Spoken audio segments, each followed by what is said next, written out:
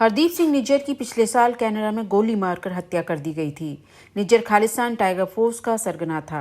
निज्जर की हत्या में किसका हाथ था, इसको लेकर कनाडा और भारत के बीच तब से लगातार विवाद रहा है।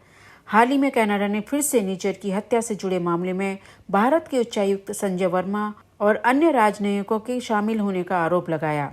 इस पर भारत ने सख्ती दिखाई और कड़ी कार्रवाई करते कनाडा के 6 राजनयिकों को निकाल दिया। साथ ही कनाडा से अपना उच्चायुक्त, राजनयिकों और अधिकारियों को वापस बुला लिया। बुलाए गए ज्यादातर लोगों को कनाडा आरोपी बता रहा है, लेकिन भारत ने अपने राजनयिकों को निज्जर की हत्या मामले से जोड़ने के कनाडा के आरोपों को भी सिरे से खारिज कर दिया और कहा कि ये आरोप बेतुके हैं। हकीकत यह है कि भारत बार बार निज्जर हत्याकांड में कनाडा के आरोपों पर सबूत मांगता रहा है। कनाडा के प्रधानमंत्री जस्टिन ट्रूडो की कनाडा जांच आयोग के सामने गवाही देने के बाद विदेश मंत्रालय ने देर रात एक बयान में अपने रुख की पुष्टि की। विदेश मंत्रालय ने गुरुवार को कहा कि उसने जो सुना है वह नई दिल्ली के लगातार रुख की पुष्टि करता है कि कनाडा ने भारत और भारतीय राजनयिकों के खिलाफ लगाए गए गंभीर आरोपों के समर्थन में हमें कोई सबूत नहीं दिया। और ट्रूडो ने भी स्वीकार किया कि जब कनाडा ने पिछले साल खालिस्तानी अलगाववादी हरदीप सिंह निज्जर की हत्या में भारत सरकार के एजेंटों की संलिप्तता का आरोप लगाया था तो उसके पास कोई ठोस सबूत नहीं था। उनके पास सिर्फ खुफिया जानकारी थी।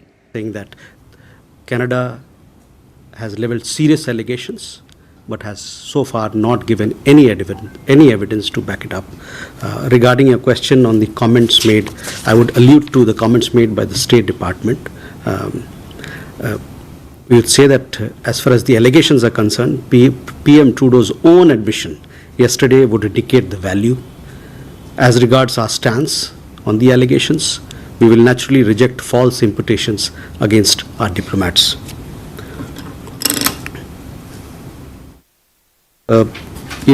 कनाडा में अगले साल चुनाव हैं।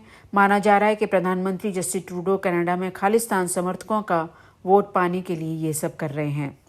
हरदीप सिंह निज्जर की 18 जून 2023 को कनाडा में गोली मारकर हत्या कर दी गई थी। वह लगातार पाकिस्तान की खुफिया एजेंसी ISI के संपर्क में था।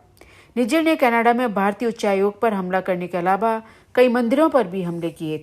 हरदीप सिंह निज्जर का नाम भारत सरकार के शीर्ष 40 आतंकियों की लिस्ट में भी था। लिहाजा भारत सरकार ने कनाडा से उसके खिलाफ कार्रवाई करने का आग्रह भी किया था।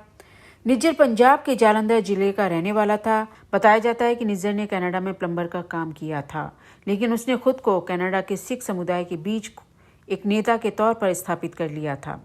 नतीजा ये निकला कि उसे ब्रिटिश कोलंबिया के सरे में गुरु नानक गुरुद्वारा का प्रमुख चुना गया। इसके बाद वह ISI के इशारे पर कनाडा में भारत विरोधी हरकतों को अंजाम देने लगा। कनाडा के कई हिंदू मंदिरों पर हमले की साजिश में उसका नाम आया था। हरदीप सिंह निज्जर अपनी हत्या से करीब 10 साल पहले पाकिस्तान भी गया था। उसकी यात्रा का खर्च ISI ने उठाया था। इससे साफ होता है कि निज्जर के पाकिस्तान की खुफिया एजेंसी से काफी करीबी संबंध थे। निज्जर ने दिसंबर 2015 में ब्रिटिश कोलंबिया के मिसजेन हिल्स में खालिस्तानी आतंकियों के लिए ट्रेनिंग कैंप भी लगाया था। कैंप में उसने खालिस्तान समर्थक आतंकियों को हथियार चलाने की ट्रेनिंग भी दी थी।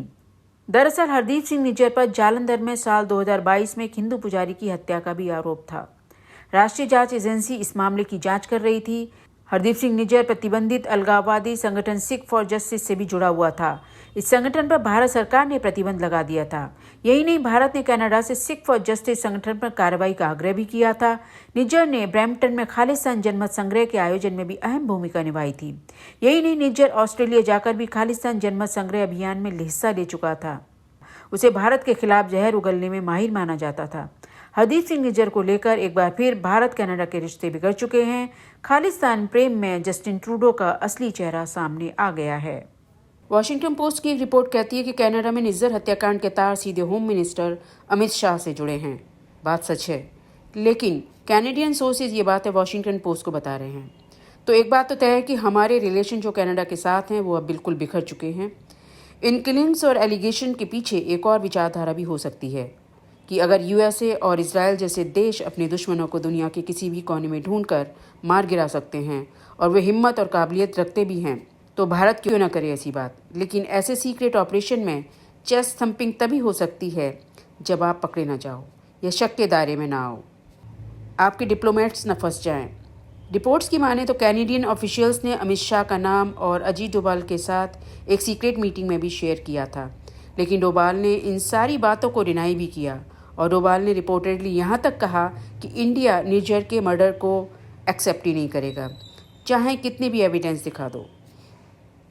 तो क्या ट्रूडो झूठ बोल रहे हैं और उनके लिए डोमेस्टिक पॉलिटिक्स इतनी ज़रूरी हो गई है कि उसने इंडिया के साथ रिलेशन बिगाड़ने का भी सोच लिया? फिलहाल भारत अपने स्टैंड पर कायम है। कनाडा को अपने पेटी वोट बैंक पॉलिटिक्स छोड़कर खालिस्तानी टेररिस्ट और एक्सट्रीमिस्ट के खिलाफ एक्शन लेना होगा अगर संबंध नॉर्मलाइज करने हैं भारत के साथ। अगर आप कैनेडियन पॉलिटिक्स देखें तो सारे पक्ष विपक्ष एक आवाज़ में कैनेडियन सिटीजन की सेफ्टी और सिक्योरिटी की बात कर रहे हैं। कनाडा इस इशू को बेटर हैंडल कर सकता था। जो बात क्लोज डोर और डिप्लोमेसी से हो सकती थी वो नहीं हुई। ट्रूडो पार्लियामेंट में जाकर बातें करते हैं और इंटरनेशनल इशू बना देते हैं।